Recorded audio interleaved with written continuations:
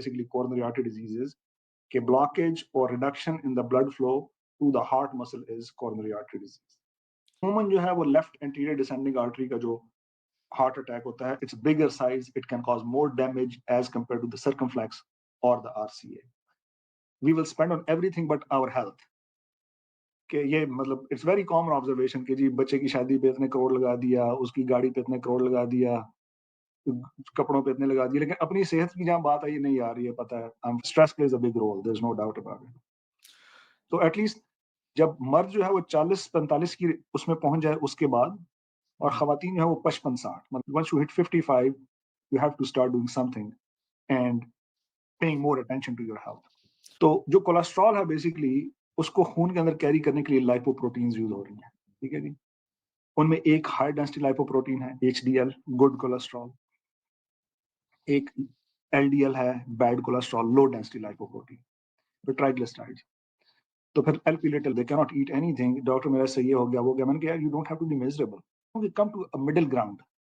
ठीक है, एक बैलेंस इख्तियार करें कि दवाई लें, लेकिन अब ये नहीं है कि आप बिल्कुल वो गोश्त खाना ही छोड़ दें. हार्ट हेल्थी वॉक, ये walk is very simple, right.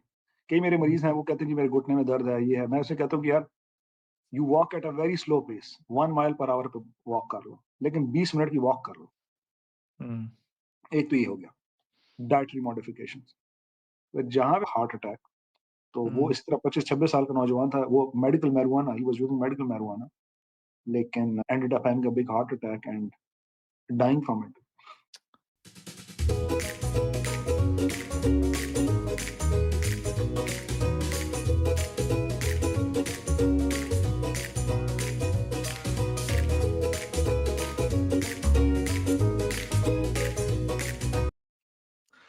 Hello and welcome everyone to a very special episode of our Homeostasis podcast.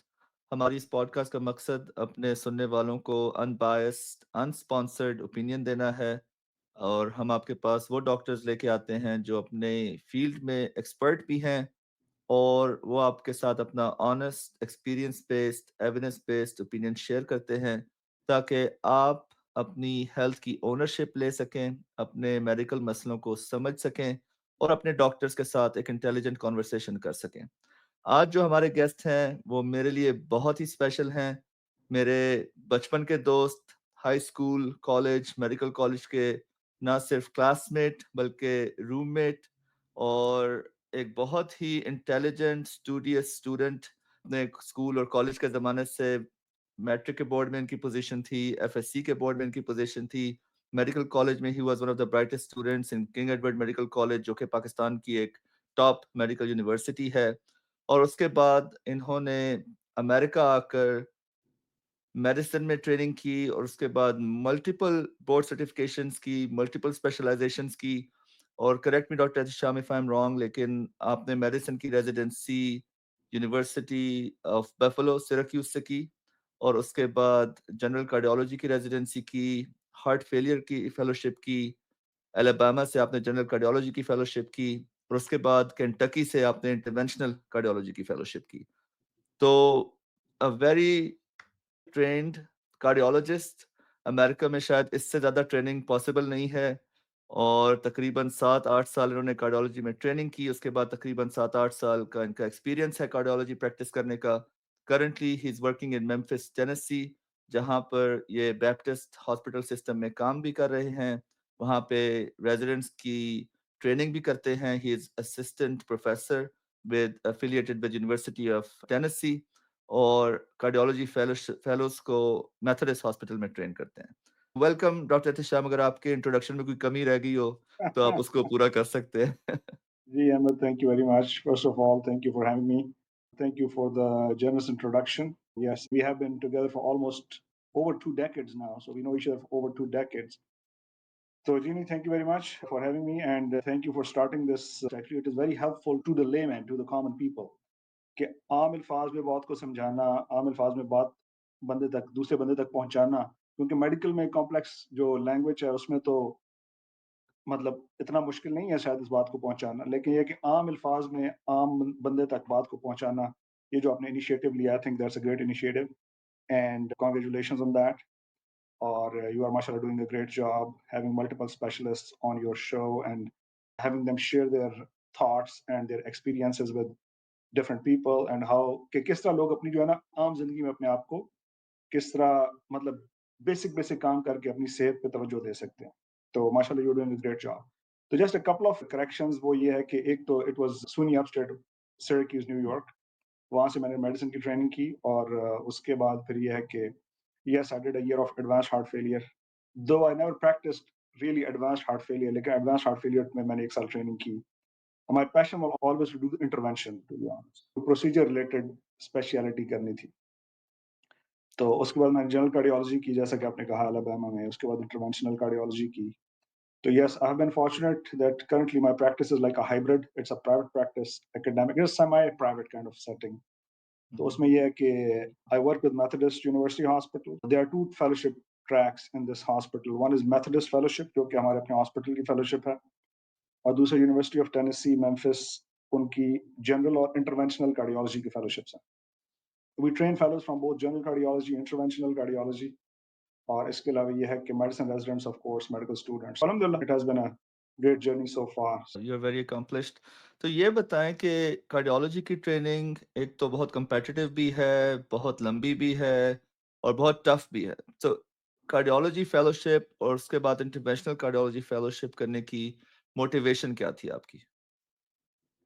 So to be honest Ahmad बचपन से ही सुनते आए हैं कि जी बड़े होकर डॉक्टर बनना है और दिल का डॉक्टर बनना है अच्छा। वो पाकिस्तान से एक ही बात सुनते आ रहे हैं माँ बाप की वो सुन सुन सुन सुन के it gets in your head होता है ना इस डायरेक्शन में लगे रहे लगे रहे लगे रहे लगे रहे तो यस इट इज कंपैरेटिव लेकिन इट्स डूएबल मेरा एक सीनियर था फिलीपींस से I will quote what he told me several years ago तो पहली दफा मैंने अप्लाई की मेडिसिन के बाद cardiology I could not get into it तो मैं बड़ा डिसअपॉइंटेड डिसहार्टेंड के यार मेरी तो दुनिया उलट गई है तो अब मैं क्या करूं तो उसने मुझे उस वक्त कहा तो वो कहा कि Ehtesham if you want it bad enough you will get into it तो वो बात मैंने कहा यार वाकई मतलब ये जो लोग कर रहे हैं वो हमारी तरह के ही लोग हैं आम इंसान हमारी तरह के इंसान है तो just keep working on it you will get it so वही सही। बात है इफ यू वांट अभी कुछ अर्सा पहले मेरा एक और कोई मुझसे जूनियर इसी तरह पूछ रहा तो I told him the same thing मैंने कहा यार if you want something bad enough you will get it hmm, inshallah you just keep working for it you just keep trying to do your best inshallah you'll get it definitely. So मेहनत और अल्लाह की मदद के साथ हाँ of मेहनत और अल्लाह course की मदद हो एवरीथिंग इज़ बिल्कुल पॉसिबल। दुआएं सब कुछ है और अपने anything सुनने वालों को, क्योंकि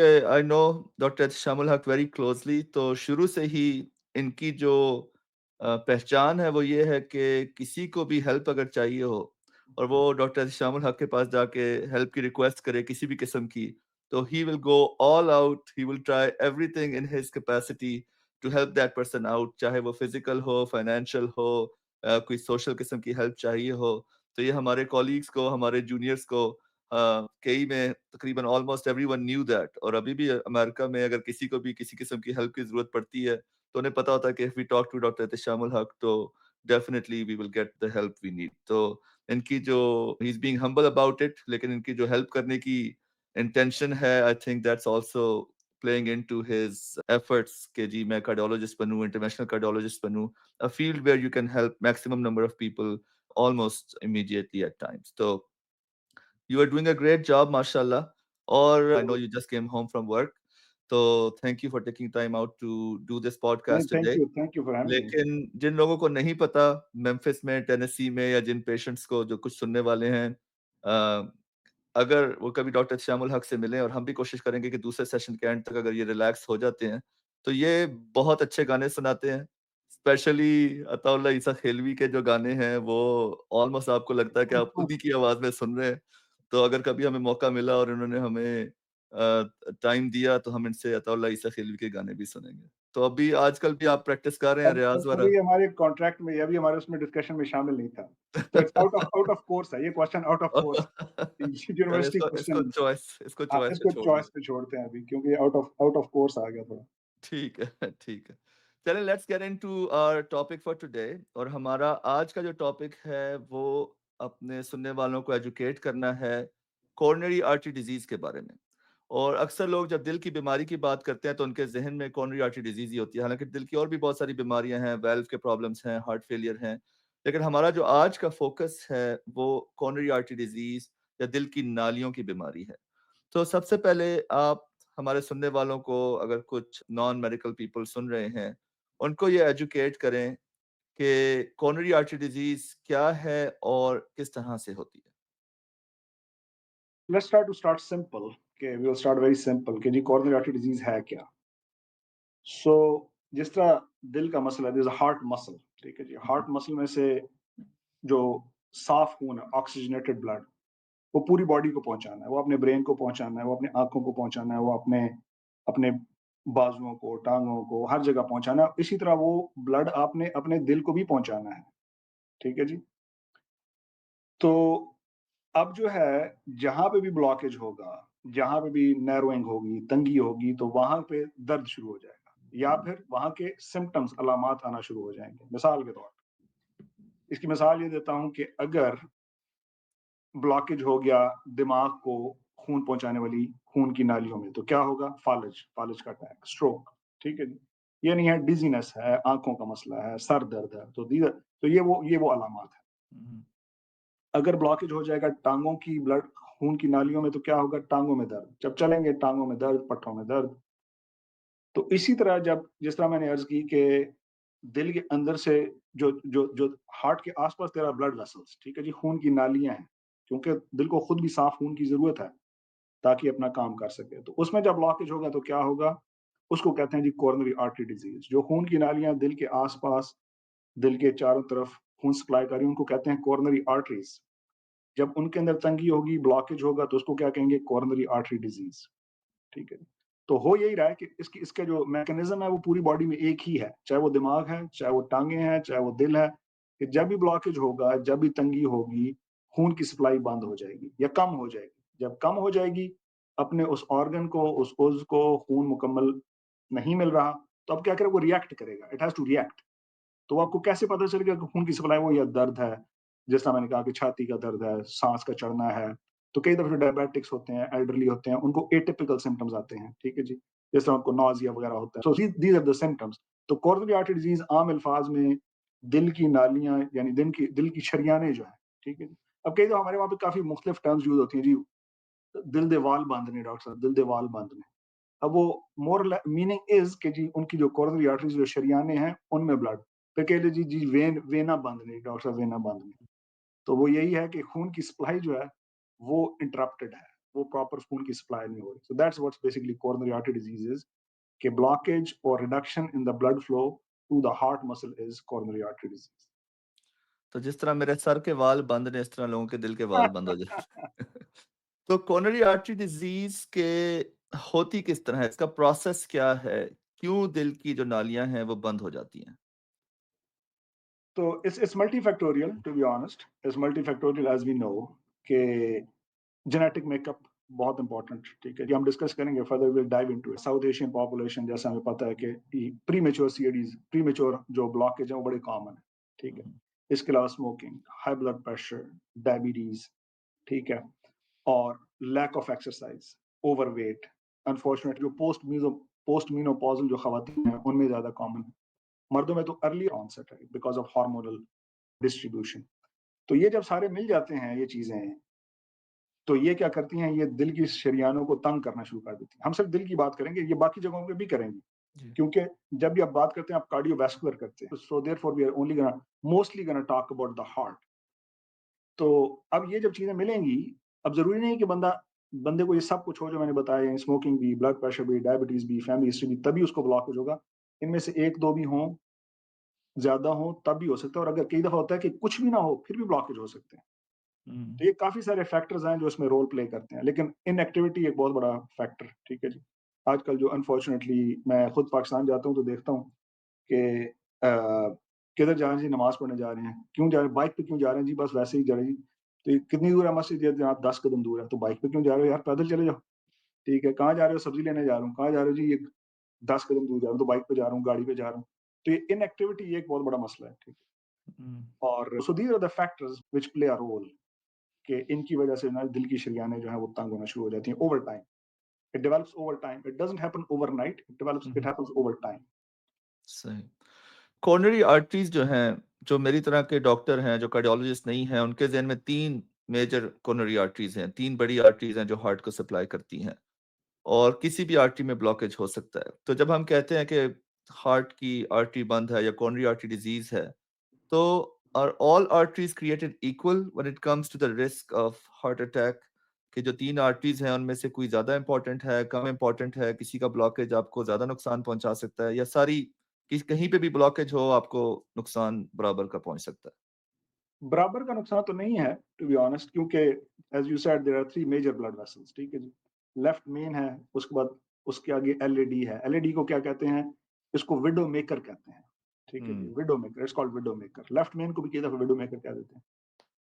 लेफ्ट मेन से दो ब्रांच, एक एक एलईडी निकल रही है जो फ्रंट, जो दिल के सामने जा रही है, ठीक है। जो साइड पे जा रही है, दिल की लेफ्ट साइड पे जा रही है, उसको लेफ्ट सर्कमफ्लेक्स कहते हैं। जो राइट पे जा रही है उसको आरसी है, राइट कोरोनरी कहते हैं। तो जो हार्ट अटैक होता है एलएडी का, widow maker, that is mostly the worst, हुँ, ठीक है। क्यों? क्योंकि जो जो खून की सप्लाई है दिल के ज्यादातर मसल को वो एलएडी पहुंचा रही है, लेफ्ट एंटीरियर डिसेंडिंग आर्टरी, ठीक है। LAD stands for left anterior descending artery. तो अगर किसी को उसका हार्ट अटैक होता है, उसका ब्लॉकेज होता है, तो the damage to the heart is much more than the left circumflex, hmm, typically, ठीक है जी।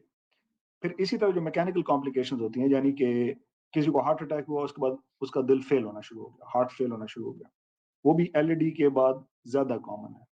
हुँ। इसी तरह फिर मैकेनिकल कॉम्प्लिकेशंस एज के जी, मसल रप्चर है। Again we are trying to keep it simple for people who don't know the medical knowledge, तो इसलिए इसको सिंपल रखने के लिए I will try to use the simpler language. तो जी, एमआई के बाद क्या होता है? दिल के अंदर सुराख बन गया, वीएसडी, वो क्या ज्यादा कॉमन है? इसी में कॉमन है। तो लेकिन आरसीए जो राइट कोरोनरी आर्टरी है वो दाईं तरफ सप्लाई कर रही है, ठीक है। तो उमूमन जो है वो लेफ्ट एंटीरियर डिसेंडिंग आर्टरी का जो हार्ट अटैक होता है, it's bigger size, it can cause more damage as compare to the circumflex और द आरसीए। डैमेज नहीं होगा, लेकिन the extent of damage is less compare to this widow maker. जैसे कि नाम से ही समझ आ रहा है, it's called widow, quote unquote widow maker, कि भाई हुँ, मतलब you can basically die from it, के तो हुँ। इसलिए इसलिए LAD is carries more importance than the rest because of area it supplies, area of the heart it supplies. तो arteries के अंदर जो प्लैक्स बनते हैं, जिनको हम एथेरोस्क्लेरोटिक प्लैक्स को प्लैक कह देते हैं, उन प्लैक्स के स्टेबल, अनस्टेबल होने से कुछ फ़र्क पड़ता है, या उनको डिटेक्ट करने का तरीका है कि आपके जो प्लैक्स हैं वो स्टेबल हैं, आपके प्लैक्स स्टेबल नहीं हैं, बगैर without getting to the point where it's too late? तो टाइम से पहले ये पता चलाने का कि अगर किसी को प्लैक्स हैं, तो किस तरह के प्लैक्स हैं और डिफरेंट तरह के प्लैक्स में क्या फ़र्क होता है? तो there soft plaque and there hard plaque. So वो यही है कि हैं तो दोनों प्लाक्स ही बुरे, लेकिन if you want to have one, then I would rather have a hard plaque than a soft plaque. हुँ, क्यों? हुँ, क्योंकि सॉफ्ट प्लाक जैसे मैंने कहा कि बनते ये वही हैं, कोलेस्ट्रॉल का डिपॉजिट है, फैट डिपॉजिट है, ठीक है जी। Sugar high, blood pressure high, उसकी वजह से जो वेसल वॉल इंजरी हुई है, यानी कि खून की शरियानियों की जो सोजन हुई है, तो उसकी वजह से basically it's a process that's going on. लेकिन हार्ड प्लाक, जैसे कि एज द नेम सजेस्ट, कि इनका जो टॉप है, यानी कि जो है वो not, it's not very vulnerable, ठीक है जी। रप्चर होने का, उसका थ्रोम्बस बनने का चांस कम है। हुँ, जो सबसे बड़े हार्ट अटैक होते हैं, जिसको हम स्टेमीज कहते हैं, ST elevation myocardial infarction, that is mostly from the plaque rupture. हुँ, अब प्लाक जब रप्चर होता है, जो थिन प्लाक है, that is more vulnerable to rupture. जब रप्चर करेगा तो क्या होगा कि वहां पे खून के खुलिये आएंगे, उस वेसल को बंद कर देंगे। जब वेसल, खून की शरियान यानी कि वेसल बंद हो जाएगी, तो क्या होगा? खून नहीं जाएगा। जब खून नहीं जाएगा तो क्या होगा कि हार्ट का मसल, कोई हार्ट अटैक फुल ब्लोन। उसके अपोज जो जो जो दूसरा है हार्ड ब्लॉक, उसमें मोर लाइक एंजिनल सिम्टम्स आते हैं कि जी, हुँ, मरीज कहता है जी मैं पहले चलता था 1 मील चलता था, छाती में दर्द होता था, अब मैं आधा मील चलता हूँ, दर्द होना शुरू हो जाता है। This more indicator of heart के श्रिंकेज हो रहा है ब्लड वेसल का, लेकिन it is not completely occluded, yes it's compromised. तो ये ऐसा अमूमन हार्ड प्लाक में होता है। कि हार्ड प्लाक अब किस में बनता है? जो लोग गुर्दों के मरीज हैं बेचारे, मिसाल के तौर पे, ईएसआर, रीनल डिजीज के मरीज हैं, डायलिसिस के मरीज हैं, उनको अमूमन जो है वो हार्ड प्लाक बनता है, क्योंकि कैल्शियम डिपॉजिट हो जाता है पूरी बॉडी में, including the blood vessels of the heart, तो उनमें अमूमन हार्ड हार्ड प्लाक बनता है। लेकिन एज अपोज टू दैट, जो डायबिटिक्स हैं, ठीक है जी, वो हो गया, उनमें अमूमन सॉफ्ट प्लाक होता है। तो therefore, yes, there is difference in morphology, symptoms can be different, हुँ। लेकिन अमूमन यही है कि जो सॉफ्ट प्लाक है is more vulnerable to rupture. तो अब इसको प्रिवेंट कैसे कर सकते हैं, मतलब detect, let's talk about the detection first. तो काफ़ी सारे टेस्ट्स हैं। हमारा जो अनफॉर्चुनेटली जो मैं आज से काफ़ी साल पहले आया अमेरिका जब आया तो I was talking to a friend of mine, तो उस वक़्त हमारी ये बात हो रही कि यार पाकिस्तान में स्पेशलिस्ट रेफरल बड़ा ज़बरदस्त है, which is true, which is very true कि आप चाहें तो एक दिन में 5 कार्डियोलॉजी वालों से जाके मशवरा ले लें और वो आपको देख लेंगे। मतलब there is no need for referral, you will go and see 5 of them. ये अलग बात है हर बंदा आपको मुख्तलिफ मशवरा देगा, फिर आप कन्फ्यूज़्ड ही रहेंगे कि करूँ क्या? सही। लेकिन उसके बाद हकीम भी है, होम्योपैथिक भी है, सब कुछ है तो। लेकिन the problem that we face is कि there is no primary care.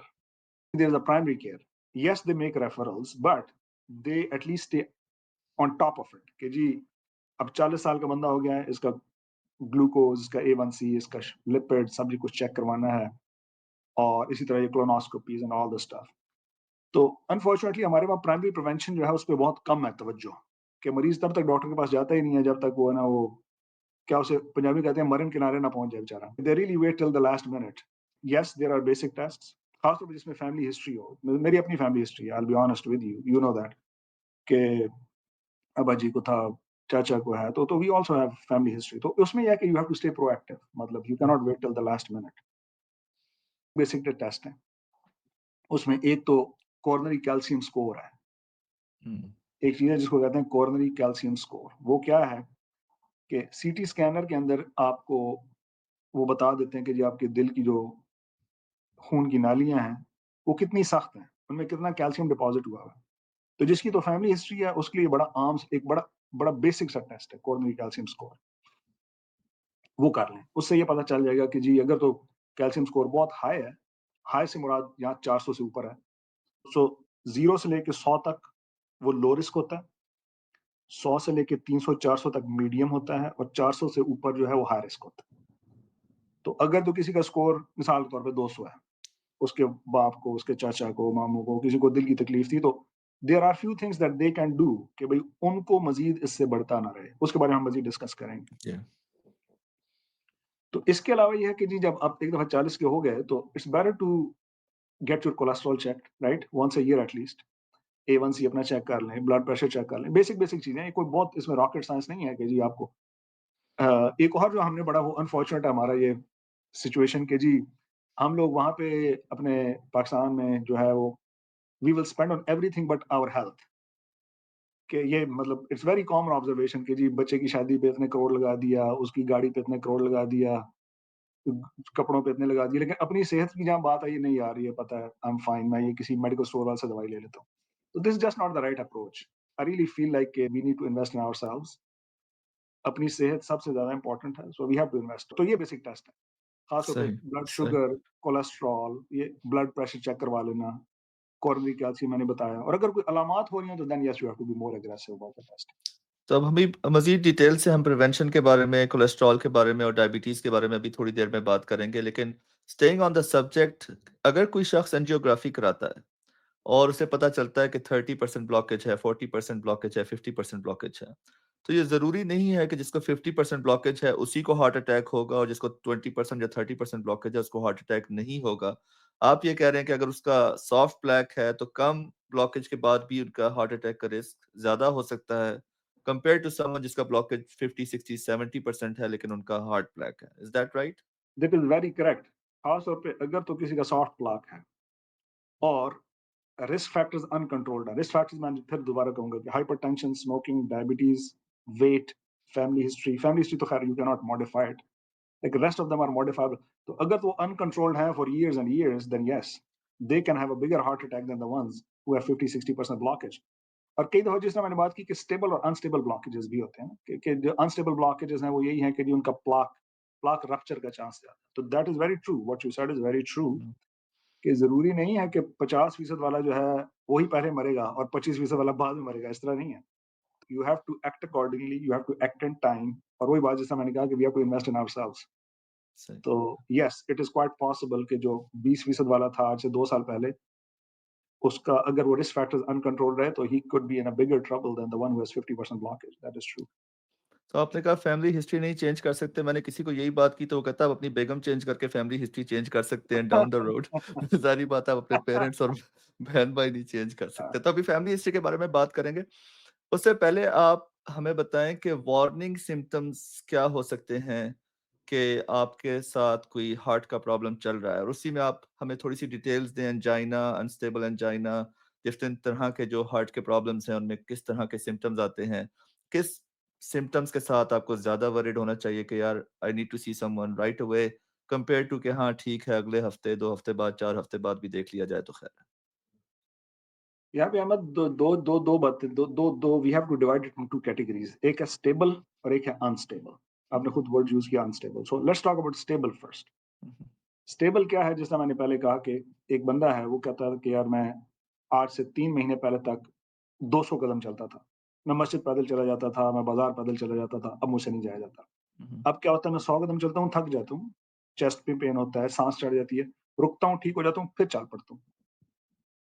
This is like a stable symptom. ठीक है, ये स्टेबल है कि जी 100 कदम चलने के बाद, 200 कदम चलने के बाद छाती में दर्द होता है, बाजू में दर्द होता है, उल्टे हाथ में दर्द होता है, बाजू में, जॉ में, लेफ्ट जबड़े में, लेफ्ट साइड नेक में। सो लेकिन उसके बाद मैं रुकता हूँ, ठीक हो जाता हूँ, I feel back to my base line. So this is more a stable symptom. ठीक है जी। इसमें आपके पास मतलब है थोड़ी कि जी you can wait. I would not wait like forever, लेकिन ये है कि इसमें है कि आप कहें यार पता है मेरी अभी छुट्टी नहीं आ रही, 2 हफ्ते 3 हफ्ते बाद छुट्टी आएगी तो मैं देख लूंगा, which is fine, just don't delay it forever. तो it's a more stable symptom. लेकिन इसको जब आप कंपेयर करेंगे अनस्टेबल के साथ, तो अनस्टेबल क्या है? अनस्टेबल ये है कि पहले मरीज कहता था यार पहले मैं 200 कदम चलता था, मुझसे 10 कदम नहीं चले जाते। पिछले 1 हफ्ते में मेरे साथ ये हुआ कि I can not even walk 10 feet. 10 हुँ, कदम चलता हूँ, क्या होता है, साँस फूलती है। 10 कदम चलता हूँ, क्या होता है, छाती में दर्द होता है। तो this was stable which is now becoming unstable. तो इसमें ये है कि you have to see somebody sooner, right away. तो ये स्टेबल सिम्पटम थे जो कि अब अनस्टेबल होते जा रहे हैं। इसको क्रेशेंडो एंजिना या अनस्टेबल एंजिना कहते हैं। और फिर जो एक जो वर्स्ट के वो है कि जी you are having chest pain, और जो छाती का दर्द है, साँस का चढ़ना, वो इवन एट रेस्ट, हुँ, you are having chest pain, you are having shortness of breath, वो तो जो है वो तो you have to see somebody like immediately, right away. तो ये सही। थोड़ा फ़र्क है स्टेबल और अनस्टेबल का। तो स्टेबल में ये है कि आपके पास, जैसे मैंने कहा कि you have some time, but unstable you got to see somebody. और वही बात है कि जान है तो जहान है, हेल्थ इज़ वेल्थ। मतलब सही। बाकी सब कुछ आ जाएगा, खुदा ना खास्ता सेहत चली गई तो it can be a disaster. को हार्ट अटैक हो रहा हो, तो उसके क्या सिम्पटम्स हैं और कौन से सिम्पटम्स स्पेसिफिक हैं और कौन से जो नॉन स्पेसिफिक सिम्पटम्स हैं, वो भी हार्ट अटैक का ही कोई ना कोई मैनिफेस्टेशन हो सकता है?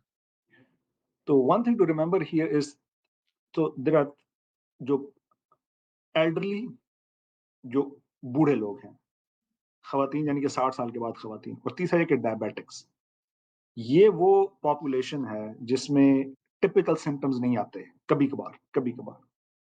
अब मिसाल तौर पे डायबिटिक है, वो कहेगा यार मेरे मैदे में दर्द हो रहा है, मुझे 3-4 दिन से नॉज़िया, वॉमिटिंग हो रहा है, कुछ खाया नहीं जा रहा। These are atypical symptoms. हुँ, ठीक है? ये डायबिटिक्स में मोर कॉमन है। क्यों? क्योंकि वो न्यूरोपैथी की वज़ह से उनको टिपिकल चेस्ट पेन, छाती में दर्द नहीं होता। ठीक है? हुँ, तो अगर तो there is something which is not your normal, that has to be taken seriously. ख़ास तौर पे डायबिटिक्स में बहुत कॉमन है। हुँ, जो एल्डरली और ख़वातीन हैं, उनको कभी-कभार एटिपिकल सिम्पटम्स होते हैं। एटिपिकल सिम्पटम्स क्या हैं कि उनको मतलब एक हमारे ज़हन में ये अमूमन बैठा होता है कि जी छाती में दर्द नहीं है तो ये हार्ट अटैक नहीं है। तो अब जो हुँ, एल्डरली और ख़वातीन की बात हो रही है, they tend to have more atypical symptoms. क्या है जी, उनको हर वक़्त साँस चढ़ी हुई है, कि they can not do anything without being short of breath. ठीक है? तो उनको हर वक़्त साँस चढ़ी हुई है। तो दिस इज़ एंजिनल इक्विवेलेंट सिम्पटम्स। कई दफ़ा मरीज़ हुए हैं, मैं 80s में कई पेशेंट्स मैंने देखे कि they had every all the workup, लेकिन जी भई we have absolutely no energy, we can not do anything. आप उनकी कोरोनरीज़ देखें तो they have like triple vessel disease और मल्टीपल ब्लॉकेजेस। सो ये जो है इसको एंजिनल इक्विवेलेंट कहते हैं, कि जी आपको टिपिकल चेस्ट पेन तो नहीं हो रहा, but you are having symptoms which are alarming enough कि यू हुँ, gotta go and see a doctor and find out what is going on with you. तो हुँ, इसलिए ये जो सिम्पटम्स हैं इनको भी सीरियस लेना चाहिए, कि जी साँस नहीं, मतलब कि साँस जो है वो बहुत ज़्यादा, ख़ास तौर पे जो है ना, वो साँस बहुत ज़्यादा फूलना, हुँ। ये भी एक मसला है। मेरी अपनी अम्मी को जब हार्ट का प्रॉब्लम था, उनका 90% ब्लॉकेज था, वो भी मेन आर्टरी में, तो उनका भी सिम्पटम साँस का फूलना या शॉर्टनेस ऑफ ब्रेथ ही Yes, था। I उनको remember you typical told me. Chest pain या crushing chest pain, radiating to the arm, इस तरह का कोई सिम्पटम नहीं था। तो ये बात I आपने बहुत remember. इम्पोर्टेंट की हाँ, कि ज़रूरी नहीं है कि चेस्ट पेन हो तभी आप हार्ट डिज़ीज़ के बारे में सोचें। बिल्कुल। And if I'm not forgotten, she had a blockage in her LAD, बिल्कुल right? ऐसा So ही है, yeah, ऐसा yeah. ही है। So that is very true. तो इससे अम्मी की बात आई तो फिर फैमिली हिस्ट्री के बारे में एक बात आपसे और पूछ लूं कि अगर किसी की फैमिली हिस्ट्री है हार्ट डिजीज की तो इसका मतलब है कि दे आर डूम्ड, उनके पास कोई ऑप्शन नहीं है, या फैमिली हिस्ट्री एक माइनर रोल प्ले करती है आपकी अपनी जो हार्ट डिजीज है प्रोग्रेशन में? फैमिली हिस्ट्री का कितना कंट्रीब्यूशन है हार्ट डिजीज के अंदर? कंट्रीब्यूशन तो है, as we know, I mean it is gonna contribute, लेकिन ये एक नॉन मॉडिफाइबल रिस्क फैक्टर है, राइट? हम इसको तो नहीं कंट्रोल कर सकते, लेकिन हम मॉडिफाइबल रिस्क फैक्टर्स को तो कंट्रोल कर सकते हैं। कई पेशेंट आते हैं हमारे पास कि जी हमारे बाप को, हमारे दादा को, हमारी माँ को, हमारी दादी को 40s में 50s में उनका बाईपास हुआ, स्टेंट्स डले, लेकिन they are doing fine in 60s and 70s। मेरे अपने क्लिनिक में कई ऐसे मरीज हैं, they just come to get checked, वो सिर्फ इसलिए चेक करवाना चाहते हैं कि जी हमारी फैमिली में हिस्ट्री है। लेकिन उन्होंने क्या किया कि जीन्स तो उनके वही थे, लेकिन उन्होंने बाकी जो चीज मॉडिफाई हो सकती थी, दे मॉडिफाइड दैट। क्या मॉडिफाई हो सकता था? Blood pressure control, sugar control, ठीक है जी, एक्सरसाइज कंट्रोल, अपना वेट कंट्रोल। तो जो चीजें वो मॉडिफाई कर सकते थे, at least they played a role in that, right? तो इसलिए इट डजंट मीन कि भाई if you got a family history then it can is a not do anything. कि there is nothing else that can be done. मतलब whatever can be modified. वो अब फिर हमारे वहाँ पे एक वो भी है जी, तवक्कल भी, तवक्कल करें लेकिन अकल भी तो करें ना, कि कि सिर्फ सही तवक्कल बात। करने से, सिर्फ तवक्कल करके गुजारा तो नहीं होगा। तो मतलब सही है। तवक्कल करें, this is part of our faith, I get it. Hmm. लेकिन there are modifiable risk factors which you can work on. तो हमारी आई तरफ दो एक्सट्रीम्स हैं, एक तो बिल्कुल तवक्कल नहीं, दूसरा ये है कि जी मेरे दादा ने भी तो 100 साल तक सिगरेट पिया था तो उसको कुछ नहीं हुआ। तो वो ज्यादा ज्यादा तवक्कल और नॉन तवक्कल के दरमियान जो है ना वो पेंडुलम we have चलता to find a रहता balance. I है। mean, we have to find we a got to find a balance. balance. That's true. तो फैमिली हिस्ट्री तो नॉन मॉडिफाइबल फैक्टर हो गया। अब स्ट्रेस का कितना रोल है कोरोनरी आर्टरी डिजीज में? पाकिस्तान में आपने ड्रामों में भी देखा होगा, वैसे भी अगर किसी को हार्ट का मसला हो कहते हैं अब आपने इनको कोई बुरी खबर नहीं सुनानी, कोई दुख नहीं देना, कोई तकलीफ ना पहुंचे इनको, आपने इनको बस रिलैक्स रखना है। जो स्ट्रेस जो है, क्योंकि कोई भी प्रोफेशन है, टैक्सी ड्राइवर्स हों, आईटी प्रोफेशनल्स हों, डॉक्टर्स हों, शादीशुदा लोग हों, बच्चों वाले हों, छोटे बच्चों वाले हों, हर एक की जिंदगी में स्ट्रेस किसी ना किसी शक्ल में मौजूद है, और sometimes it's also known modifiable. तो स्ट्रेस कितना कंट्रीब्यूट करता है हार्ट डिजीज में, या ये बस गल्ला ही बनी है कि जी आपने इनको परेशान नहीं होने देना? नहीं, गलत नहीं पड़ी हुई है। This is real, this is real, we know. यार स्ट्रेस में यही है कि एज वी नो कि जब एंजाइटी, डिप्रेशन, स्ट्रेस वो है हर वक्त, तो वो यही है कि जी it is because of the inflammatory markers. Cytokines release हो रहे हैं, इंटरल्यूकिन, वो सारा जो भी पाथवे सारा, और वो क्या कर रहे हैं ultimately? They are damaging the vessel wall. Hmm. ठीक है, वेसल वॉल डैमेज आम अल्फाज में ये कि जो खून की नालियों की सोजन, मिसाल के तौर पे इन्फ्लेमेशन जो हो रही है, वेस्कुलर इंजरी हो रही है, एंडोथेलियल डिसफंक्शन हो रहा है, this is all proved, this all proven कि जी जब भी स्ट्रेस लेवल बहुत है, अनकंट्रोल्ड है, दिस इज गोना हैपन। तो इसलिए अगर तो एक तो नॉर्मल स्ट्रेस है और एक पैथोलॉजिक स्ट्रेस है, वी नो दैट। तो नॉर्मल स्ट्रेस तो हर एक को है, मैं खुद आई एम खास तौर पे डॉक्टर के भाई मुझे खुद काफी एंजाइटी होती है काफी। तो लेकिन there something normal and something is abnormal. तो अगर तो एबनॉर्मल है तो that needs to be treated, कि उसकी दवाई है, मतलब उसकी ट्रीटमेंट ले लें। वही बात है कि हर चीज की ट्रीटमेंट अवेलेबल है, थेरेपी करा लें, कुछ ना कुछ कर लें। तो as long as it's not pathologic stress, you are okay, क्योंकि there is going to be some stress in your life. There's no way to have no stress in your life. लेकिन ये है कि जब ये बहुत ज्यादा बढ़ने लगी, आपकी परफॉर्मेंस में मसला हो रहा है, आपसे काम नहीं किया जा रहा, आपको नींद नहीं आ रही, खाम खा वजन बढ़ता जा रहा है, सो ये वो फैक्टर्स हैं विच टेल यू कि भाई मेरा स्ट्रेस जो है वो अनकंट्रोल्ड है। तो मैंने आपको पैथोफिजियोलॉजी बता दी कि it's because of the inflammatory markers, endothelial dysfunction, that is gonna lead to vessel wall injury, and it's gonna result in वही, फिर वही सारा साइकिल शुरू हो जाएगा कि सही। जब वेसल वॉल्स, सो तो stress plays a big role, there is no doubt about it. एक और रिस्क फैक्टर हम डिस्कस कर लेते हैं, और उसके बाद जो हमारे पास टाइम बचेगा उस पे हम जो मेजर रिस्क फैक्टर है कोलेस्ट्रॉल और जो कोलेस्ट्रॉल के टेस्ट हैं उनको डिस्कस कर लेंगे। डायबिटीज के बारे में बताएं कि डायबिटीज का कितना रोल है हार्ट डिजीज में, और जो मेजोरिटी ऑफ पेशेंट्स जो आप हार्ट डिजीज के साथ देखते हैं, कोरोनरी आर्टरी डिजीज के साथ देखते हैं, क्या वो डायबिटिक होते हैं या नॉन डायबिटिक होते हैं, और डायबिटिक पेशेंट्स को किस चीज़ का स्पेशल ख्याल रखना चाहिए? So diabetes is one of the biggest risk factors, to be honest. Premature CAD खास तौर पे बहुत बहुत, अब मतलब वो बहुत बहुत इन खास तौर पे स्मोकिंग और डायबिटीज, इनमें प्रीमेच्योर CAD जो है ना, प्रीमेच्योर ब्लॉकेज बहुत कॉमन है। तो इसलिए yes, diabetes is one of the biggest risk factors. और अनफॉर्चुनेटली बैक होम सब कॉन्टिनेंट में वो यही है कि वहाँ पे क्योंकि डायबिटीज का रेशो बढ़ रहा है, इसलिए दिल की तकलीफ भी बढ़ती चली जा रही है। हम देख रहे हैं 30s में लोग, 40 में, 40s में लोग, they are having myocardial infarction, heart attacks, needing so many therapies over there. तो उसकी एक वजह ये है कि डायबिटीज, और दूसरा, चले डायबिटीज तो हो गई, लेकिन उसके अलावा जो है इसका अनकंट्रोल्ड होना, that is a big problem. और उसमें भी यही है कि इंसुलिन रेजिस्टेंस है, वजन ज्यादा हो गया, इंसुलिन रेजिस्टेंस आ गई, या खुद डायबिटिक हो गए, तो उसमें भी यही हो रहा है कि वेसल वॉल इंजरी, मतलब जो इसका जो मेन जो है ना कोर, वो यही रहेगा कि जी वेसल वॉल इंजरी है। फिर दोबारा मैं वही कहूंगा कि वेसल वॉल इंजरी यही है कि खून की नालियां जो हैं, उनके अंदर जब इंजरी होगी, इन्फेक्शन होगी, सोजन होगी, सोजन का लफ्ज ज्यादा अप्रोप्रिएट है एज कम्पेयर टू इन्फेक्शन। तो ये सारा वही है, क्योंकि ग्लूकोज का लेवल इतना हाई है आपकी बॉडी में, कि खून की नालियों में हर वक्त इतना हाई है कि वो वहाँ पे कोलेस्ट्रॉल को उसके साथ मिलजुल के डिपॉजिट बना देती है, ब्लॉकेज बना देती है, स्टेनोसिस करवा देती है। तो uncontrol diabetes is a big problem. तो इस तरह के मरीजों को हमने बहुत, मतलब we see it very frequently, कि जिनकी डायबिटीज अनकंट्रोल्ड है, अनफॉर्चुनेटली वो 30s में, फॉर इवन 20s में, मतलब जो मैंने यंगेस्ट पेशेंट आज तक देखा, शी वाज लाइक 19 साल की थी and she had to go for a bypass. क्यों? क्योंकि वो डायबिटिक हो गई व्हेन शी वाज लाइक 5 और 6 इयर्स ओल्ड, और 13 साल में डायबिटीज ने खून की नालियों की दिल के अराउंड जो है वो इतने ब्लॉकेज करवा दिए कि she had to go for bypass at the age of 19 years. तो uncontrolled diabetes is a big problem. तो एज के कुछ अर्सा पहले तक इसको ये कोरोनरी इक्विवेलेंट कहा जाता था डायबिटीज को। तो इसलिए डायबिटीज कंट्रोल जो है वो बहुत इंपॉर्टेंट है। There are so many therapies out there these days, endocrinologist हैं, मेडिसिन स्पेशलिस्ट हैं, इतनी सारी दवाइयां आ चुकी हैं। तो good control of diabetes, yes it is hard but it's not impossible. तो इसलिए अगर तो शुगर को सीरियस नहीं लेंगे तो बहुत जल्द it is gonna be a problem, sooner और लेटर। बेशक अगर आपके दादा ने शुगर और सिगरेट के साथ 200 साल की जिंदगी गुजारी, तो ये मतलब नहीं है कि आप भी उधर वही करेंगे। तो जस्ट बी माइंडफुल के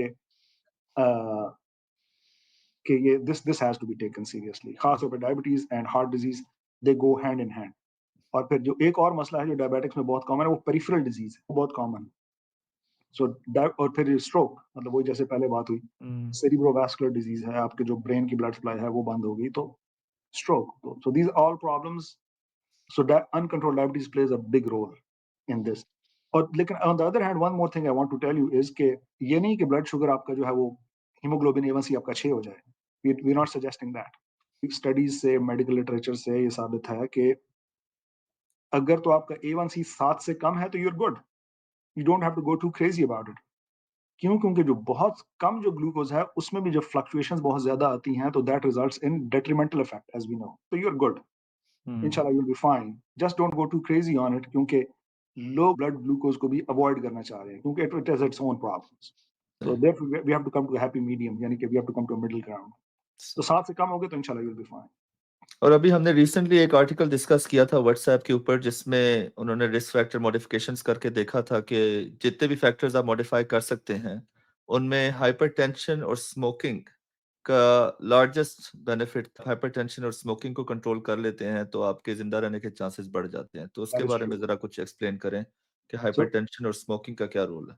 so वो फिर पैथोजेनेसिस फिर वही होगी जिस हमने पहले डिस्कस किया कि जी जब हाई ब्लड प्रेशर बहुत ज्यादा है, तो एक तो वेसल वॉल इंजरी, और दूसरा जो ब्लड प्रेशर हाई है उसका ये भी प्रॉब्लम है कि इट्स गना, ये क्या होता है, कुछ सिंपैथेटिक वो ओवर ड्राइव होती है, ठीक है जी। ब्लड प्रेशर अनकंट्रोल है, सिमिलर लाइक एंजाइटी, एंजाइटी हुई अनकंट्रोल स्ट्रेसर है, sympathetic is working too high, parasympathetic is low, तो वो भी यही करेगा, वेसल वॉल इंजरी कराएगा। And the same thing for smoking, that is very true कि ये वो रिस्क फैक्टर्स हैं जो आप easily, if not easily, at least you can work on them to modify them. तो इसलिए the better the blood pressure control. और कई दफा मरीज आते हैं, वो कहते हैं जी डॉक्टर साहब मैं 30 साल से सिगरेट पी रहा हूँ, आई कैन नॉट क्विट। तो उसको ये कम से कम तो करना शुरू कर दो ना, do something, right, play your role. सही। पहले 10 पीते थे, अब कम करते रहो, एक दिन इंशाल्लाह you'll be able to quit it. Epidemiology के बारे में बताएं कि किस एज के पेशेंट्स आप ज्यादा देखते हैं, किस एज में you should start getting worried about coronary artery disease. क्या ये सिर्फ ओल्ड एज प्रॉब्लम है कि 60 70s में ही हो सकता है? अभी आपने 19 ईयर ओल्ड एक्सेप्शन का जिक्र किया, लेकिन is it totally an exception, या आप बहुत से यंग लोग भी देखते हैं कोरोनरी आर्टरी डिजीज के साथ? या 30s और 40s में तो we see them very frequently, ठीक है। 30s और 40s में, और ये यूएस की बात हो रही है, पाकिस्तान में I know it's even worse. अगर तो रिस्क फैक्टर्स अनकंट्रोल्ड होंगे तो there is no age limit, ठीक है जी। यहाँ 30s में 40s में मेरा खुद ऑन कॉल पे I have seen so many patients who had big full blown heart attacks. तो अब यहाँ पे बात कर लेते हैं मैच्योर और प्री मैच्योर क्या होता है। प्री मैच्योर ये है कि जो वक्त से पहले, in order to make it simplified. तो अमूमन ये तस्वुर किया जाता है कि जो दिल की तकलीफ है ये बूढ़े लोगों की, which is partly true। लेकिन अगर तो किसी की फैमिली में मर्दों को 40 और 45 साल की उम्र से पहले दिल की तकलीफ हो रही है तो इसको प्री मैच्योर कहते हैं। अब ये अगर खवातीन में करें तो खवातीन में 55 से 60 है, अगर 55 से पहले हो रही है तो इट इज प्री मैच्योर। तो this has to be looked into कि भाई क्या मसला है, मेरी फैमिली में 35 साल के मर्द जो हैं वो बेचारे उनको हार्ट अटैक हो रहा है, या मेरी फैमिली में 40-45 साल की खवातीन है जिनको हार्ट अटैक हो रहा है, तो there is something wrong, right. तो उसको प्री मैच्योर कहते हैं। तो एक दफा 40 से ऊपर जाएं तो 40-45 मर्दों में, 55 खवातीन में, तो एटलीस्ट स्टार्ट, मतलब वही बात है कि बेसिक्स करना शुरू कर दें कम से कम। पहले जैसा मैंने कहा, हीमोग्लोबिन A1C चेक करवा लेने में, ब्लड प्रेशर चेक करवा लेने में, साल में एक दफा कोलेस्ट्रॉल चेक करवा लेने में कोई हर्ज नहीं है, ठीक है। फिर ये वाले वो रिस्क फैक्टर जो मॉडिफाई हो सकते हैं, हमने पहले इस पे बात की कि ब्लड प्रेशर को आप कंट्रोल कर सकते हैं, शुगर को आप कंट्रोल कर सकते हैं, स्मोकिंग को आप कंट्रोल कर सकते हैं, कोलेस्ट्रॉल को कंट्रोल कर सकते हैं, स्ट्रेस को कंट्रोल कर सकते हैं, अपनी ईटिंग हैबिट्स को कंट्रोल कर सकते हैं। हालांकि आसान नहीं है, मतलब I know it myself के, लेकिन ये कि these are controllable risk factors. तो एटलीस्ट जब मर्द जो है वो 40-45 की उसमें पहुंच जाए उसके बाद, और खवातीन जो है वो 55-60, मतलब once you hit 55 you have to start doing something and paying more attention to your health। तो ये उम्मी एज है। और हमारा जो दूसरा सेशन होगा उसके अंदर हम मजीद डाइट और प्रिवेंशन और इस तरह की जो इंटरवेंशन है उसके बारे में डिटेल से डिस्कस करेंगे। आज जो हमारा फोकस है वो रिस्क फैक्टर्स हैं और रिस्क फैक्टर्स को किस तरह मॉडिफाई किया जा सकता है, अगर उसके बारे में हम ब्रीफली डिस्कस कर रहे हैं। तो अभी आपने जिन रिस्क फैक्टर्स का जिक्र किया उनमें कोलेस्ट्रॉल का जिक्र किया, और कोलेस्ट्रॉल का जो टेस्ट है वो काफ़ी कॉमन भी है। जिसको भी परेशानी होती है अपने हार्ट के बारे में वो जाके अपना कोलेस्ट्रॉल का एक पैनल चेक करा के आ जाता है, और उसके अंदर काफ़ी सारे टेस्ट जो आपको वो देते हैं, उनमें एलडीएल, एचडीएल, वीएलडीएल और इस तरह की डिफरेंट चीज़ें होती हैं। तो ज़रा आप ये एक्सप्लेन करें कि कोलेस्ट्रॉल का क्या रोल है हार्ट डिजीज़ के अंदर, और जो लोग कोलेस्ट्रॉल चेक कराते हैं, LDL, HDL, good cholesterol, bad cholesterol, इनका क्या कंट्रीब्यूशन है, इनको किस तरह मॉनिटर करना चाहिए? बिल्कुल, cholesterol has a big role in heart health, बिल्कुल सही कहा आपने। तो कोलेस्ट्रॉल को चेक करवाना, यस, एक तो ये है कि चेक करवाना, दैट्स गुड, अवेयरनेस होना, लेकिन उसके बाद उस पे अकॉर्डिंगली एक्ट करना ये भी इंपॉर्टेंट है। और यहाँ पे कई मेरे मरीज आते हैं, मैं उनको, वो बेचारे मतलब they are just miserable, they can not eat anything, doctor मेरा से ये हो गया वो गया। मैंने कहा यार, you don't have to be miserable, we come to a middle ground, ठीक है। एक बैलेंस बैलेंस इख्तियार करें कि दवाई लें, लेकिन अब ये नहीं है कि आप बिल्कुल वो गोश्त खाना ही छोड़ दें, it is not possible, it's not possible. उसमें यह है कि you have to come to a balance. तो अब कुछ कोलेस्ट्रॉल की बात कर लेते हैं। तो कोलेस्ट्रॉल में एक गुड कोलेस्ट्रॉल, बैड कोलेस्ट्रॉल की टर्म हम बहुत कॉमनली सुनते हैं जी। गुड कोलेस्ट्रॉल क्या है? एचडीएल है। बैड कोलेस्ट्रॉल क्या है? एलडीएल है। ट्राइग्लिसराइड्स हैं, वीएलडीएल है। तो इसको हम सिंप्लीफाई करके तो जो कोलेस्ट्रॉल है बेसिकली उसको खून के अंदर कैरी करने के लिए लाइपोप्रोटीन्स यूज हो रही हैं, ठीक है जी। उनमें एक हाई डेंसिटी लाइपोप्रोटीन है एचडीएल, गुड कोलेस्ट्रॉल। एक एलडीएल है, bad cholesterol, low density lipoprotein. फिर ट्राइग्लिसराइड्स, तो फिर LP little A, we will talk about that, lipoprotein A, उसकी भी बात करते हैं। तो अब जो एचडीएल है वो क्यों गुड कोलेस्ट्रॉल है? वो आपकी बॉडी में से कोलेस्ट्रॉल लेके चला जाता है लिवर के पास, और लिवर के अंदर वो जो है वो मेटाबोलाइज होता है, ठीक है जी। So that's why it's a good cholesterol. जो बैड कोलेस्ट्रॉल है एलडीएल, वो क्या करता है कि वो पूरी बॉडी में सर्कुलेट करता है, और वो जो कोलेस्ट्रॉल है वो अब खून की नालियों में जब डिपॉजिट होना शुरू होगा, जब कंटेंट बहुत ज्यादा है खून की नालियों में, तो वो क्या करेगा? वहां पे इन्फ्लेमेशन करवाएगा, वही ब्लॉकेज करवाएगा। तो जो ट्राइग्लिसराइड है वो क्या है? बेसिकली ट्राइग्लिसराइड ये है कि जब भी एक खाना खाने के बाद जितनी एक्सेस कैलोरीज हैं, जितनी बच गई हैं, वो क्या होगा? वो ट्राइग्लिसराइड की सूरत में स्टोर हो जाएगा टिश्यू के अंदर। अब जब स्टारवेशन टाइम होगा, मिसाल तौर पे आपने नाश्ते में नाश्ता किया, उसके बाद जो आपकी बॉडी की जरूरत से ज्यादा थी वो ट्राइग्लिसराइड की सूरत में जमा हो गई। अब दोपहर को आप खाना खाएंगे, लेकिन दरमियान के जो 3 4 5 घंटे हैं वो उस दौरान जब जरूरत पड़ेगी तो ट्राइग्लिसराइड यूज होगा। इट्स बेसिकली स्टोरेज, ठीक है जी, आपका स्टोरेज है वो। अनफॉर्चुनेटली हमारा का स्टोरेज ही इतना ज्यादा है कि कि कि इट नेवर गेट्स टू, मतलब it doesn't get used to the complete extent. तो इसलिए वजन बढ़ता जाता है। तो ये है ट्राइग्लिसराइड। तो अब इनका, और बिल्कुल एलडीएल को खत्म करना मकसूद नहीं है, please remember this. Medical literature है, उसके पीछे ट्रायल्स हैं विच सजेस्ट कि बिल्कुल एलडीएल को खत्म करना मकसद नहीं है। अगर एलडीएल यानी कि बैड कोलेस्ट्रॉल को आप बिल्कुल खत्म कर दें कि that is also detrimental, that can also be problematic. खास तौर पे एक उसमें देखा गया कि ये जिनमें बिल्कुल एलडीएल बहुत कम हो जाता है उनमें ये ब्रेन ब्लीड का चांस ज्यादा हो जाता है। तो इसलिए LDL, yes you have to reduce it, लेकिन नॉट टू द एक्सटेंट कि आपकी जो जहां पे इसकी जरूरत है वो भी इफेक्ट होना शुरू हो जाए। So you have to come to a happy medium. तो अब एलडीएल को कम करने के तरीके बाद डिस्कस कर लेते हैं ब्रीफली। उससे पहले एलडीएल कम करने के तरीकों से पहले जरा ये बताइएगा कि टारगेट्स क्या हैं। अगर कोई कोलेस्ट्रॉल प्रोफाइल करा लेता है सुबह जाके एक फास्टिंग कोलेस्ट्रॉल पैनल, और खासतौर पे पाकिस्तान में गुजरते गुजरते चुगताई से जी ब्लड का सैंपल दे दिया और चेक कर लेते हैं जी आज कोलेस्ट्रॉल के क्या हालात हैं, कल बहुत मैंने पाए और निहारी खाई थी तो आज मैं देख लूं कि कोलेस्ट्रॉल बहुत ऊपर तो नहीं हो गया। तो आपके जो गोल्स हैं एलडीएल के, ट्राइग्लिसराइड्स के और एचडीएल के, टारगेट्स क्या हैं टू से कि जी एक हेल्दी प्रोफाइल है compare to someone who should be worried कि यार ये नंबर्स जो हैं ये तो आउट ऑफ कंट्रोल हैं और मुझे कुछ करना चाहिए।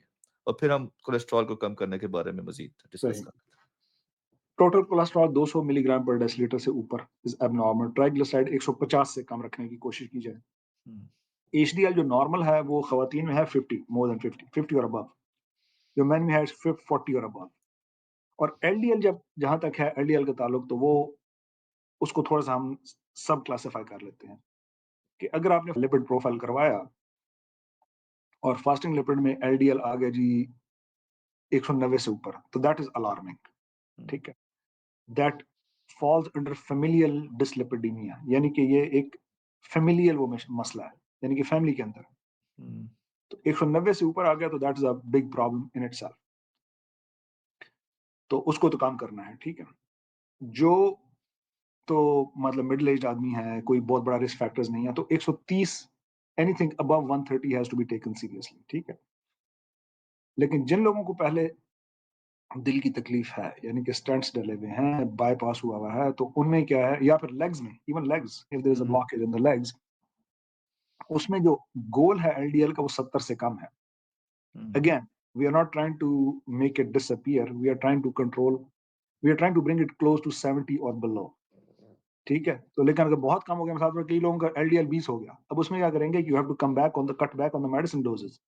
ठीक है, तो these are typically the मतलब the levels that we shoot for, that we aim for, depending upon what the patient's history is, what the मतलब जो क्या उसकी clinical history क्या है, cardiac history क्या है, vascular history क्या है, these are the सही। different levels that we aim for। और अब आप जो बताने लगे थे कोलेस्ट्रॉल को कम करने के तरीके, उसके बारे में जरा डिटेल बताइए। जी बिल्कुल। तो एक तो ये है कि अमेरिकन कॉलेज ऑफ कार्डियोलॉजी, मतलब we based upon the recommendations we do suggest कि भाई कोई कुछ ना कुछ एक्सरसाइज की जाए। ठीक है, 20 to 30 minutes at least every other day. बहुत ज्यादा नहीं कर सकते, स्टार्ट स्लो, दैट्स फाइन। मतलब 20 मिनट वॉक करना चाहते हैं आप, रख लें जी मैंने हफ्ते में 4 दिन 20 मिनट वॉक करनी है। ठीक है, अगर ज्यादा कर सकते हो तो वेल एंड गुड, नहीं कर सकते it's okay, stay at 20 minutes, but it's better do something than nothing. ठीक है, बजाय इसके कि यार मैं तो कुछ भी नहीं कर सकता, मेरी हिम्मत नहीं है, 1 घंटा कौन करे, भाई 1 घंटा ना करो, किसने कहा 1 घंटा करो, 20 मिनट कर लो, राइट। सही। तो डू समथिंग। तो एक तो ये है कि ये कोई ना कोई हार्ट हेल्थी वॉक, ये walk is very simple, right. कई मेरे मरीज हैं वो कहते हैं जी मेरे घुटने में दर्द है, ये है, मैं उसे कहता हूँ कि यार you walk at a very slow pace, 1 mile पर आवर पे वॉक कर लो, लेकिन 20 मिनट की वॉक कर लो। एक तो ये हो गया डाइटरी मॉडिफिकेशन। तो जहां पे बात आएगी एलडीएल की, तो एलडीएल को कम करना कि स्टैटिन्स, मतलब one of the most widely used medication statins हैं। कई लोग हैं स्टैटिन इंटॉलरेंट हैं जी, हमारे पट्टों में दर्द होता है, तो उनमें क्या है कि यू कैन यूज एजिटेमाइब।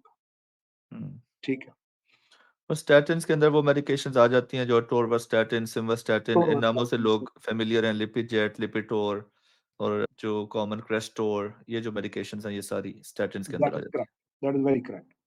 तो इसमें फिर हाई इंटेंसिटी लो इंटेंसिटी है। हैं। ये जो क्रेस्टोर है और एटोर्वास्टैटिन है, उनकी जो हायर डोजेज हैं वो हाई इंटेंसिटी में आती हैं। हुँ, लेकिन वो डिपेंड करता है कि मरीज की क्या हिस्ट्री है, कोलेस्ट्रॉल कितना ज्यादा है, टू डिसाइड कि उसको कौन सी डोज चाहिए।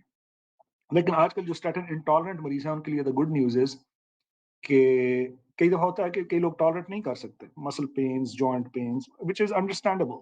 बिल्कुल। तो उस सूरत में इंजेक्शन आ चुके हैं, which is like once a month injection. Repatha का इंजेक्शन है, that brings down like LDL by I think over 50%. तो उसका जो उसके वो जेनेरिक नेम है वो evolocumab, is that uh, evolocumab? yes, Repatha और so Evolocumab and Arilokumab, that is true. Okay. अगर वो भी नहीं करना चाहते भाई, once a month भी मुश्किल है, तो once every 3 to 6 months वो भी चल रही है। It's not very commonly used, लेकिन वो भी एक medication है which can be used. Do तो यू नो इसलिए जो इफ है this is available in Pakistan now या अभी तक पाकिस्तान में? Repatha वगैरह तो अवेलेबल हैं, लेकिन जो अच्छा, Inclisiran I don't think it's available quite yet. अच्छा लेकिन रिपैथा पाकिस्तान में हाँ, लेकिन अवेलेबल लेकिन है। As far as I remember कि मुझे अच्छा। लास्ट टाइम हाँ, मुझे किसी रिलेटिव ने ही बताया कि जी डॉक्टर हुँ, साहब मुझे वो मेरे कार्डियोलॉजिस्ट ने इंजेक्शंस बताए हैं, तो मैंने कहा यार दैट्स अ गुड साइन कि अगर हुँ, आ चुके हैं तो दैट्स अ गुड साइन। लेकिन खुद मैंने डायरेक्टली वहाँ पे किसी अभी तक किसी मेडिकल स्टोर पे या किसी डॉक्टर से नहीं पूछा। दिस इज़ सही, a second hand information that was given to me by one of my relatives. सही, तो सही। लेकिन देयर आर ऑप्शंस, अगर वो भी नहीं कर सकते तो एक नई है वो एसिड, वो भी यूज़ हो रही है, ठीक है जी, यूएस में। लेकिन again these are newer medicines, they are more expensive, ठीक है? So these are hmm, few things that there are other options other than just statins, क्योंकि statins हर बंदा टॉलरेट नहीं कर सकता। हुँ। और स्टैटिन्स के बारे में पिछले कुछ अरसे में ये तशवीश पाई जाती थी कि ज़्यादा स्टैटिन के यूज़ के साथ क्योंकि कोलेस्ट्रॉल बहुत कम हो जाता है, तो आपने ब्लीडिंग का ज़िक्र किया, लेकिन कुछ लोगों को ये डर भी होता है कि डिमेंशिया का रिस्क भी बहुत बढ़ जाता है। तो is there any evidence to support कि स्टैटिन के यूज़ के साथ कुछ और साइड इफ़ेक्ट्स भी हैं बिसाइड्स जो मसल एक्स और पेन्स और इस तरह के जो टाइमली इसमें मैं शॉर्ट टर्म आपको साइड इफ़ेक्ट्स हैं? इसमें मैं एक जोक भी सुनाना चाहूँगा कि मेरा एक यंग पेशेंट आया हुँ। 40s में, तो वो कहता कि यार इस तरह उसकी काफ़ी बुरी हालत, काफ़ी सारे स्टेंट्स डले हुए थे। वो कहता doctor the problem I have is कि इससे सुना है डिमेंशिया हो जाता है। मैंने कहा यार बात सुनो, अगर तुम हार्ट से ज़िंदा बचोगे तो तुम्हें डिमेंशिया होगा ना। तो सच पहले स्टैटिन लोगे 70-80 साल की उम्र तक पहुँचोगे, दिल तुम्हारा काम करेगा तो फिर डिमेंशिया होगी। स लेकिन जोक्स असाइड कि इतना स्ट्रॉन्ग कोरिलेशन नहीं है वैसे। अच्छा। देयर इज़ कन्फ्लिक्टिंग एविडेंस, ठीक है। अभी रिसेंटली एक बहुत बड़ा मेटा एनालिसिस आया हुँ। एंड उसमें तो उन्होंने ये कहा कि जी there is actually it is more beneficial towards dementia, कि प्रिवेंटिंग डिमेंशिया। अच्छा। और इसमें अल्जाइमर्स और वैस्कुलर दोनों की बात हो रही है। लेकिन अगेन कोई कन्फ्लिक्टिंग एविडेंस है। कुछ स्टडीज़ ने प्रूव किया है, कुछ ने नहीं किया। तो therefore what I would suggest is कि if you need a statin, take it. Hmm. Don't अगर वरी स्टैटिन अबाउट नहीं ले हाँ, don't worry about it. Hmm, अगर स्टैटिन नहीं लेना, तो मैंने दूसरी आपको अल्टरनेटिव्स पहले ही बता दिए। इट्स ओके, मतलब कई दफ़ा होता है बंदा वो इतनी सारी इन्फॉर्मेशन आ जाती है कि बंदा कहता है यार क्या करूँ? ऊपर से डॉक्टर गूगल, मतलब you can Google anything and hmm, तो इसलिए अगर तो इंडिकेशन है स्टैटिन लेने की तो टेक इट। सही। ये डिमेंशिया जो है, ये मेमोरी लॉस, इसका मतलब there is a lot of different data. जो मैंने आपको मोस्ट रिसेंट बताया उसमें ये है कि इसके कोई इसकी मतलब ये बात बेबुनियाद सी साबित की है उन्होंने। वो कहते हैं यार actually based upon our literature it is more beneficial. Ongoing debate है। लेकिन जिसको स्टेंट्स, बायपास, दिल की तकलीफ है, वो it's case by case. They really should work on their LDL. If they don't want to do statins, I get it. Do something else. Azitamide, bempedoic acid, Repatha. So there are plenty of options hmm, out there. हुँ। और statins जो हैं LDL cholesterol को कम करने के अलावा जो बाकी bad cholesterols हैं, वीएलडीएल है या ट्राइग्लिसराइड्स हैं, उनके ऊपर भी उनका इफ़ेक्ट है? That's very true. That is very true. खासतौर पर जो दो है ना, वो atorvastatin, rosuvastatin, they have effect on the triglycerides also. तो हुँ, अगर किसी के LDL के साथ ट्राइग्लिसराइड्स भी एलिवेटेड हैं, तो ये जो दो खासतौर पर rosuvastatin, atorvastatin जो मैंने आपको बताया, they work on bringing the triglycerides down as well. That is very true. मैंने नोट किया कि कार्डियोलॉजिस्ट ज़्यादातर यही 2 स्टैटिन्स प्रेफ़र करते हैं, तो if you have to pick a statin in the whole group, तो is that your first choice atorvastatin और रोज़ुवास्टैटिन? जी, बिल्कुल। तो यहाँ पे तो टू बी ऑनेस्ट क्योंकि इंश्योरेंस के थ्रू मेडिसिन होती है, we start with atorvastatin, hmm, ठीक है? लेकिन कई दफ़ा मरीज़ को मसल पेन्स होते हैं एटोर्वास्टैटिन से, तो उस सूरत में रोसुवास्टैटिन में स्विच किया जा सकता है। और जो atorvastatin है, स्पेशली जिन लोगों को कोरोनरी आर्टरी डिजीज हो चुकी है, ब्लॉकेज है या स्टेंट्स वगैरह डल चुके हैं, पाकिस्तान में मेरे एक दो जानने वाले ले रहे थे ये medicine, but they were taking it in a very small dose without any side effects, के 10 मिलीग्राम 20 मिलीग्राम। तो इसकी डोज भी मैटर करती है कि आप किस डोज में ले रहे हैं, और अगर आपको हार्ट डिजीज है तो कितनी डोज होनी चाहिए, स्पेशली atorvastatin की और rosuvastatin की, इनकी डोजेज अगर आप बता दें। Absolutely yes. ये बिल्कुल आप सही कह रहे हैं कि मैंने खुद अपना मुशाहिदा भी है कि जब पाकिस्तान का चक्कर लगता है, क्या हुआ है जी, बाईपास हुआ है, ले क्या रहे हैं जी, ये लिपिटोर जो है 5 मिलीग्राम ले रहे हैं। मैंने कहा, अरे तो कुछ भी नहीं है। तो people who have history of established coronary artery disease, hmm established peripheral vascular disease, established से मुराद एंजियोग्राफिकली उनका स्टेनोसिस है, तो उसमें लिपिटोर यानी कि एटोर्वास्टैटिन 40 या 80, that is the correct dose. Crestor rosuvastatin 20 या 40, that is the correct dose. अगर तो साइड इफेक्ट्स आ रहे हैं उस डोज पे, then yes we, that is a different story. उसमें यह है कि you can cut down the dose, लेकिन अगर साइड इफेक्ट नहीं है और आप लिपिटोर या क्रेस्टोर यानी कि रोसुवास्टैटिन या एटोर्वास्टैटिन 5 मिलीग्राम ले, that is not gonna suffice, that is not gonna work. It will do something, लेकिन this is not what guidelines tell it's you not have to be. Enough. हाँ, इट्स नॉट इनफ, क्योंकि future के risk, heart attacks के risk रहेंगे, ठीक है।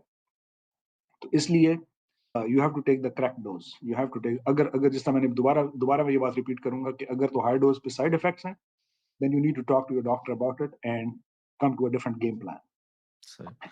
और अगर माइल्ड एक्स एंड पेन्स है तो उसके लिए कई दफा कोएंजाइम Q10 यूज करके उनको भी डील किया जा सकता है, बजाय इसके कि आप लिपिटोर की डोज 80 से 10 पे ले आएं। यू कैन ट्राई को बिल्कुल, Q10, या आपके एक्सपीरियंस एब्सोल्युटली, में does it benefit most people या? It does actually it. और अ लॉट ऑफ टाइम ये जो मसल एक्स और पेन्स है ना, ये वो प्लेसिबो, वो क्या उसे कहते हैं, sorry, it is in their head. कि हम्म कई दफा हेड में भी वो सुन सुन के यार, अच्छा स्टैटिन ले रहे हो यार, तुम्हारे तो मसल में दर्द होती होगी। अब उसी वो, रात को दर्द शुरू हो जाती है। हाँ, उसी रात को दर्द शुरू हो जाता है, तो इसलिए अ lot of time this is not true. तो हम्म बिल्कुल coenzyme Q10, yes that is gonna help. और उसके अलावा अगर फिर भी ना हो रहा हो, तो you can try every other day. इसमें ये कोई हर्ज नहीं है, आधी गोली ले लें, लेकिन ये है कि उसमें फिर उस सूरत में अपने कोलेस्ट्रॉल को नजर में भी रखें। 3 महीने बाद, 6 महीने बाद कम से कम चेक करवाते रहें। वो पाकिस्तान में वो अमूमन हमारे यहाँ पे भी, मतलब कई मरीज हैं वो कहते हैं कि यार, एक दफा स्टेंट डाल गए, बाईपास डाल गया, नाउ वी आर इमॉर्टल, अब तो हम हमें हमेशा हमेशा के लिए जिंदा हम्म रहेंगे। ऐसा कुछ नहीं है। अगर दवाई लेंगे तो जिंदा रहेंगे और सेहतमंद रहेंगे। सही। तो this is true कि the muscle pains and aches, they do get better with coenzyme Q10, that is true। And this is not something we discussed before, लेकिन चूंकि इसके ऊपर आपकी रिसर्च भी है, पब्लिकेशन भी है, स्पाइस इंड्यूस्ड हार्ट डिजीज या marijuana से रिलेटेड जो हार्ट डिजीज होती है, चूंकि इसका रिवाज अब अमेरिका में भी बढ़ता जा रहा है और पाकिस्तान के अंदर भी marijuana का जो यूज है वो स्पेशली इवन कॉलेजेस वगैरह में उनका यूज बढ़ता जा रहा है। तो आपके एक्सपीरियंस में marijuana, हशीश या भांग या इस तरह की जो चीजें हैं, उनका कितना कंट्रीब्यूशन होता है हार्ट डिजीज की प्रोग्रेशन के अंदर, या उसको लिया जा without worrying about getting a heart attack? जहां तक ताल्लुक है ना स्पाइस वगैरह का, स्पाइस या ये हशीश और ये जो चर्स Synthetic वगैरह, जो हाँ। तो सिंथेटिक स्टफ, तो they do not cause stenosis, they mostly cause thrombus formation. Thrombus वो ये सॉफ्ट प्लाक था, मिसाल के तौर पे कोई जवान आदमी था, जो हमारी वो केस सीरीज भी, we had publish this may be 4 5 years ago, where we had a case series, काफी सारे यंग लोगों में जब हार्ट अटैक होना शुरू हुआ था। I think you are part of it, if I am not forgotten. तो उसमें यही है कि ये ब्लॉकेज इटसेल्फ नहीं करवा रहे, रिमेंबर दिस।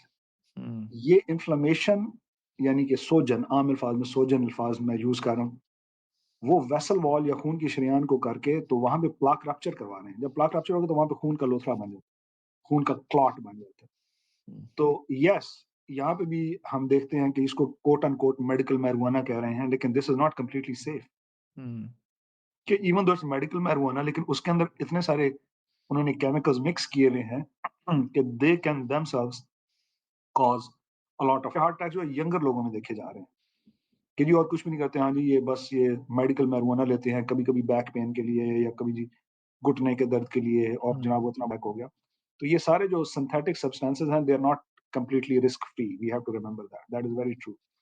सही। कि ये एक अब हम फैशन बनता जा रहा है, इट्स बिकमिंग अ फैशन। हाँ, सही। लेकिन लेकिन जस्ट रिमेंबर कि this can be actually this reminds कि मेरा कोई एक 25-26 साल का इस तरह नौजवान था जिसको मैंने पहले ये विडो मेकर की बात की, जो विडो मेकर का हार्ट अटैक। तो वो इस तरह 25-26 साल का नौजवान था, वो medical marijuana, he was using medical marijuana, लेकिन ended up having a big heart attack and dying from it. सही। तो इसलिए they are not completely risk free, so we have to keep that in mind. चलिए हमारा time अब खत्म होने वाला है। सुनने वालों को हम बताते चलें कि अगले सेशन में हम डिटेल से डाइट्स डिस्कस करेंगे, डिफरेंट डाइट्स की जो हार्ट डिजीज़ की प्रिवेंशन में रोल है वो डिस्कस करेंगे, और फिर डॉक्टर शामुल हक से इनकी जो स्पेशलिटी है विच इज़ इंटरवेंशनल कार्डियोलॉजी, उसके बारे में थोड़े से क्वेश्चंस करेंगे कि हार्ट के अंदर स्टेंट्स जो डालते हैं वो किस तरह के स्टेंट्स होते हैं, क्या जर्मनी का स्टेंट और चीन का स्टेंट और पाकिस्तान का स्टेंट और 30,000 वाला और लाख वाला, उन स्टेंट्स में क्या फ़र्क होता है, और डज़ इट मैटर कि कौन स्टेंट डाल रहा है और कहाँ पे डाल रहा है? क्योंकि हमारे ज़हन में ये होता है कि जी स्टेंट डलवाना है, किसी भी कार्डियोलॉजिस्ट के पास आप जाके डलवा सकते हैं, लेकिन उसमें भी किसी किस्म की वेरिएशन हो सकती है। डज़ इट मैटर कि आपका सेकंड सेशन में डॉक्टर शामुल हक के साथ डिस्कस करेंगे, लेकिन जाने से पहले आखिरी सवाल डॉक्टर शामुल हक से पूछते हैं, उनकी ज़रा पर्सनल क्वेश्चन है, अगर आप इसका जवाब देना चाहें तो बहुत अच्छी बात है। लेकिन हमारे सुनने वालों के लिए, क्योंकि आपने इतनी हार्ट डिजीज़ देखी है, आप रोज़ इस चीज़ से डील कर रहे हैं, आपके सामने बहुत सारी ऐसी कॉम्प्लिकेशंस हुई होंगी, व्हिच इज़ शॉकिंग, जो आपको एक दफ़ा हिला के रख देती हैं ये चीज़ें। तो ये सब कुछ देखने के बाद आपने अपनी लाइफ़स्टाइल के अंदर कौन-सी मॉडिफ़िकेशंस की हैं? और आप किस तरह अपनी हार्ट हेल्थ का ख़्याल रखते हैं? और किस तरह आपने अपने टेस्ट वगैरह कराते हैं? और कौन से टेस्ट करा के you stay on top of heart disease कि मैं खुद इससे बचूँ और hopefully live a very long and healthy life? मैं to implement it on myself, जिस तरह मैंने कहा फैमिली हिस्ट्री भी है, तो सबसे पहले तो ये है कि I try to get my cholesterol level checked every 6 to 12 months. हुँ, स्टैटिन की बात हुई, स्टैटिन मैं खुद भी लेता हूँ, ठीक है? एक तो देख के बंदे का it gets into your head. तो फिर ऊपर से ये कोलेस्ट्रॉल भी थोड़ा ज़्यादा था, बैड कोलेस्ट्रॉल ज़्यादा था, एलडीएल। तो I started taking rather than कि मैं जाके कोई फक्की ले लूँ या कोई ये कर हुँ, लूँ, वो कर लूँ। उसके मैंने कहा यार statin I need it, I am gonna take it. Hmm, एक तो ये। दूसरा ये है कि आपको पता है हमारे प्रोफ़ेशन में बहुत ज़्यादा टाइम नहीं मिलता आपको। तो फिर मैंने कैसे एक चीज़ मॉडिफ़ाई की कि depending upon how the day is, कि मिसाल तौर पे मेरे अस्पताल में 9 फ्लोर हैं, ठीक है जी? तो रादर दैन कि मैं एलिवेटर लूँ, मैं अब I try to go upstairs सीढ़ियाँ लेके। नीचे हुँ, उतरना घुटनों के लिए थोड़ा it's not very healthy for the knees, so I don't do that. लेकिन ये एक मैंने मॉडिफ़ाई किया है कि जी, क्योंकि मुझे वॉक करने का, जॉग करने का बहुत ज़्यादा टाइम नहीं मिलता। कुछ मैं खुद वैसे भी सुस्त हूँ, आई will be honest with you, कि शाम को 6 बजे, 7 बजे काम से वापस आके नहीं हिम्मत होती बंद। तो फिर मैंने ये सोचा, मैंने कहा यार why don't I do something at my work, ठीक है? हुँ, फिर गाड़ी दूर पार्क की, 2-3 फ्लोर जो है वो सीढ़ियाँ चढ़ ली पैदल, ठीक है? थोड़ा वॉक कर ली। तो this is something that I have started. इसी तरह हमारे क्लिनिक का भी स्ट्रक्चर इसी तरह का है कि I try to do a lot of stairs every day, कि कम से हुँ, कम अगर घर में एक्सरसाइज़ नहीं कर रहा properly, I do some here and there, लेकिन अगर प्रॉपर्ली नहीं कर रहा तो एट लीस्ट अ, हुँ, मुझे जो है वो कुछ अगेन मैं वही कह रहा हूँ, something is better than nothing. बिल्कुल, So these are few things that I'm trying to implement in my life. Medicine, blood pressure control, diabetes, मतलब ये है कि at least keep an eye on it. That's what I'm saying. सही, सही। और मुझे याद है कि आप मेडिकल कॉलेज के ज़माने में भी फजर के बाद उठ के सुबह-सुबह वो लैप्स करते थे जो हमारा ग्राउंड था, तो आप शुरू से एक हेल्दी लाइफ़स्टाइल फ़ॉलो करते हैं। तो जहाँ तक मेरा ताल्लुक है, मैं तो आपने 20 मिनट वॉक की बात की, तो मैं 20 मिनट वॉक करके बट कढ़ाई पे बट की कढ़ाई खा के तो दोबारा 20 मिनट वॉक करके वापस आ जाता था। तो everyone has their own habits, तो thank you very much for sharing this information. और इस वक़्त रात के 8:30 बज चुके हैं मेम्फिस में जहाँ पे आप हैं और ह्यूस्टन में जहाँ पर मैं हूँ, और you came back from work at 7 o'clock, और उस वक़्त से हम लोग ये डिस्कशन कर रहे हैं। तो टाइम निकालने का बहुत शुक्रिया, अपना नॉलेज और एक्सपीरियंस शेयर करने का बहुत-बहुत शुक्रिया। इंशाल्लाह we will see you in the second session. तो जो हमारे लिसनर्स हैं, if you found some value in this podcast, please like, जिसे कहते हैं site and prescribe our channel, और अपने दोस्तों के साथ भी शेयर करें, स्पेशली ऐसे फैमिली मेंबर्स के साथ शेयर करें जिनको हार्ट डिज़ीज़ हो या जिनको हार्ट डिजीज़ का रिस्क हो, ताकि वो अपनी लाइफ मॉडिफाई कर सकें and they can start owning your health. See you in the next session. अल्लाह हाफ़िज़ for now. Thank you. Allah Hafiz. Thank you for अल्लाह having हाफ़िज़ डॉक्टर। me.